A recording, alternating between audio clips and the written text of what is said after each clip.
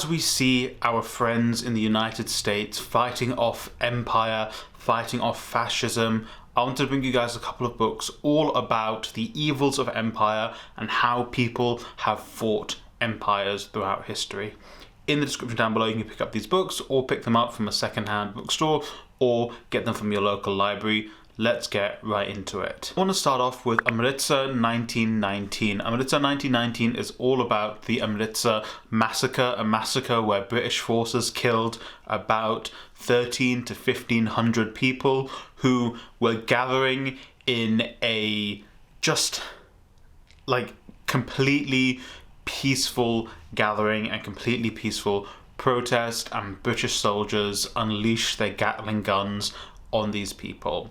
It is the biggest single massacre the British ever committed during their empire, and also is one they have never apologized for. In 2013, and I'll put a link to this, David Cameron basically said apologizing would be the wrong thing to do, making amends would be the wrong thing to do, and in 2019 the British said they deeply regret what happened on the 100th year anniversary, but they have still never apologized for it.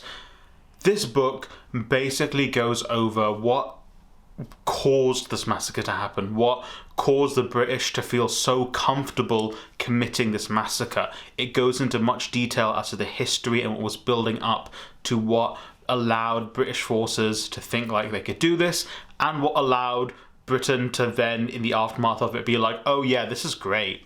We're okay with this. This is something that should be commended. This is a positive thing. The reasons why there was no condemnation of this and why the British were so okay with that. And also it talks about the just overall attitude of Britain towards its colonies, towards India in particular, and how this kind of set a precedent for how Britain would treat their colonies and their colonial subjects. It also talks about how it inspired many people in India to become nationalists, not in kind of the term that we see it now, but people who wanted to be free of colonialism, including even the likes of not friend of the show Mahatma Gandhi and other prominent figures in India at the time. So it really does show how evil an empire can be, but also how people can take the evils of empire and use it to spark the embers of them fighting for their freedom and of them eventually achieving their freedom, obviously with that freedom not being always perfect in the way that it is meted out, obviously, that we see in India, Pakistan and Bangladesh at the moment.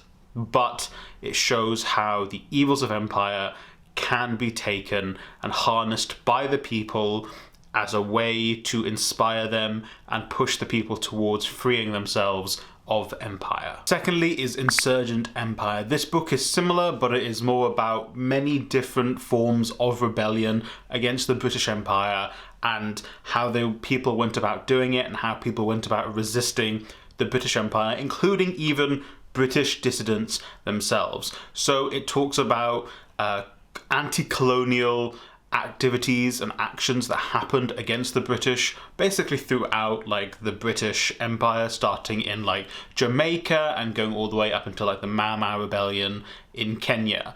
And it goes into great detail as to how the history behind why these anti-colonial movements happened, why these anti-colonial events happened, whether it be riots, whether it be an actual rebellion, whether it be things like an organized military insurgency against the British.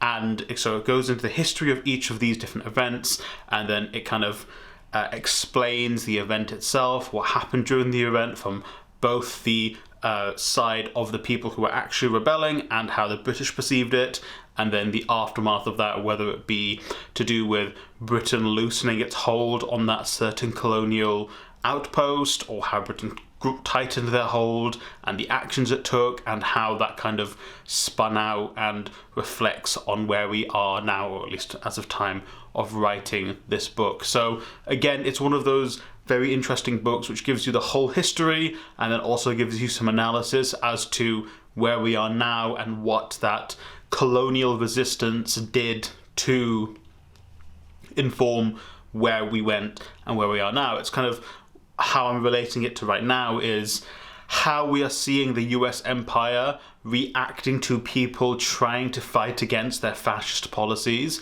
their evil, the evils of ICE, the evils of their immigration system, and how they are currently framing this fight and how the US is going to try and use this, whether they win or lose, regardless of what kind of happens right now as to what we're seeing in LA, how we may see the US taking that, whether it be them being like, this is proof of us needing to militarize more, or them having to just accept they can't, do what they want to do to the people because the people will fight back. Obviously, what's happening in LA is a fast-moving, rapidly changing situation. By the time me recording this and putting this video out tomorrow, what is going on may have drastically changed, hopefully for the better, but maybe for the worst.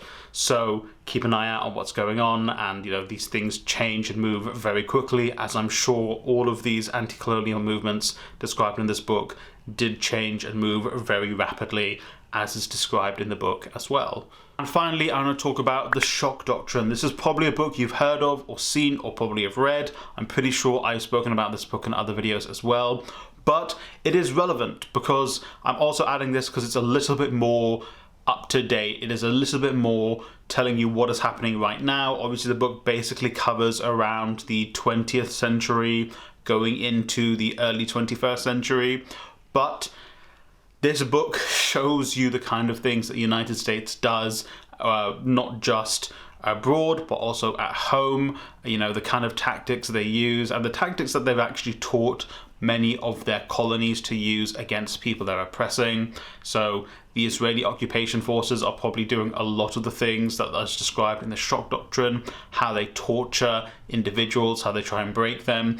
Basically what they're doing in Palestine is trying to break the spirit of the Palestinian people, which is a big part of the Shock Doctrine. You want to take advantage of a situation and just break people even more, or break the systems even more to try and get them to be as best in your favor, particularly the neoliberal capitalist favor. So there's a big section on Chile, there's a big section on Iraq and Afghanistan. There is a lot about kind of the scientific framework they try to base it on, and the things that the CIA funded to break individuals through torture techniques. And it's basically something that I'm thinking they've been doing since the Trump administration came into power. The United States has always been a fascist nation, but the current administration is kind of basically decided, we're going to try the Shock Doctrine on a much bigger scale. They did it post-Katrina, and the capitalists made a bunch of money out of that. And I think this administration was basically like, so we made money on Katrina, let's try and do it right now all across the US. They lost money doing it in Afghanistan and Iraq, or at least, some people made a lot of money, but they didn't make as much money as they hoped they would. So I'm thinking they're going to try and do it right now in the US, and they are maybe going to use what is happening right now in LA as a flashpoint to be able to do it, to basically be like, see, we have to be able to control the National Guard, we have to be able to deny governors and what the states want, and have the federal power completely to be able to do what we want, to quell what we want. The way that the news media in the US is framing these protests as riots, as violent, when they're not really. Oh, I'm sorry, some autonomous cars got burnt down. Funnily enough, there was videos of people throwing rocks at police cruisers, which is kind of awesome in my opinion. And I am of the opinion that ICE officers, police officers, the National Guard, the Marines can get fucked. I'm far enough into this video for me to be able to swear, I think. But that is kind of what we are seeing happening right now in the United States, and I think something like the Shock Doctrine can be something that's interesting to read and to understand. I apologise for the brevity of this video and how fast I'm talking. I have really bad allergies and I'm sneezing between takes, so I'm just trying to get through this. But also I do want to say, me telling you to go off and read these books obviously isn't going to be something that is going to radically change what is happening right now in the world, and I think it's something I really need to kind of like make sure I tell you guys when I make videos about political stuff that is like pertinent right now, because going off and reading these books is awesome, and I think you should, because it's important to educate ourselves. It's important to educate those around us. You know, be that like encyclopedia for your family, for your friends who are like, I want to know more. Use the kind of stuff you're going to pick up from these books to tell people and teach people, but also it's like doing tangible things helps as well. You know, whether it be, you know, being able to donate if you can, going out and doing stuff, obviously if you're in the position to be able to do that, you know, using your talents and your skills to be able to do something to help. All of these things, you know, very positive, very good to do. And also, if you're going to do things, if you're going to get involved in things, stay safe. Make sure you follow like good guidance. I'm going to link down to a channel, Prince Shakur, who is someone who actually gives you very good tips as to how to act if you're going to be doing things like direct action, kind of what we're seeing in LA at the moment. His content is really great, and you should also subscribe to them. So make sure you go off and do that. But like I said, do read these books. I think they'll be informative for you, but also reading these books isn't the be all and end all. Like, this isn't, you know, you going off and reading these isn't going to be like, and now I've solved everything in the world. Obviously not. But if you can, go and do that. Very weird to segue into this, but I'm gonna, because YouTube tells me it's good for me to do this. But I do want to say thank you to my members. Members get special access to like book clubs. We're reading Beauty and Sadness at the moment. They get additional videos, they get additional content, they get a say in what content I make. You can join from £1 a month down below or on my channel. Now with the shameless plug out of the way, thank you for watching, and stay safe out there, and I hope you read a great book today.